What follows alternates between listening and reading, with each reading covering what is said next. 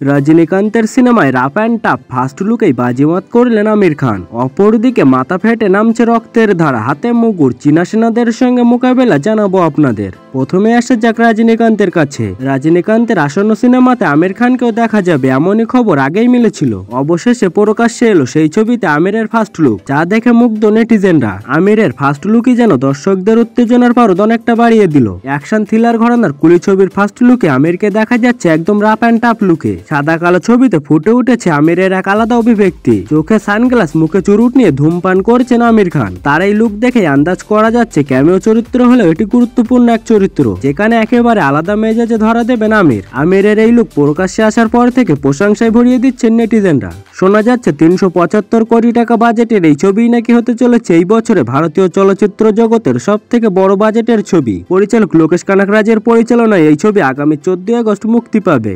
অপরদিকে বরফাবৃত উপত্যকা, চারিদিকে নিস্তব্ধতা, সেখানেই রক্তাক্ত সালমান খান। তার কপাল ফেটে রক্তের ধারা নেমে আসছে। ক্ষত বিক্ষত হাতে মুগুর, রক্তচক্ষু নিয়ে স্থির তাকিয়ে তিনি। এই বেশেই গতকাল সন্ধ্যায় ধরা দিলেন সালমান খান। শিউরে উঠলেন অনুরাগীরা, হঠাৎ কি হলো সালমানের? গোলান উপত্যকায় গিয়ে কিভাবে এমন রক্তাক্ত হলেন সালমান খান? চলতি বছরেই মুক্তি পেয়েছে সালমানের ছবি সিকেন্দার, কিন্তু সেই ছবি বক্স অফিসে অসফল। ছবি মুক্তির কয়েক ঘন্টার মধ্যেই তা ছড়িয়ে পড়েছিল নেট মাধ্যমে। সেই জন্যই ছবি চলেনি বলে মত নির্মাতাদের। সেই ব্যর্থতার রেশ কাটতে না কাটতেই ভাইজান পৌঁছেছেন গলওয়ান উপত্যকায়। এবার কি তিনি তবে দেশের জন্য লড়াই করবেন? ভাইজানের নতুন ছবি ব্যাটালিয়ন গলওয়ানের প্রথম ঝলক দেখে সেই প্রশ্নই উঠেছে। ছবির ঝলক নিজেই সমাজ মাধ্যমে ভাগ করে নিয়েছেন তিনি। সেই ঝলকের সঙ্গে বাজছে জয় হিন্দ রব। সালমানকে এই রূপে দেখে মুগ্ধতার অনুরাগীরা। সত্য ঘটনার ভিত্তিতে তৈরি হবে এই ছবি। 2020 সালে লাদাখের গালওয়ান উপত্যকায় চীনের সেনাদের সঙ্গে মোকাবেলা করেছিল ভারতীয় সেনা। ওই সংঘর্ষে মৃত্যু হয়েছিল 20 জন ভারতীয় সেনার এবং বেশ কিছু চীনা সেনার।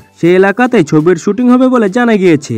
এর পাশাপাশি ছবির কিছু অংশের শুটিং হবে মুম্বাইয়ে। সালমানকে দেখা যাবে কর্নেল বিসন্তোষ বাবু নামে একটি চরিত্রে। ছবির শুটিং শুরু হবে জুলাই মাসের শেষ থেকে।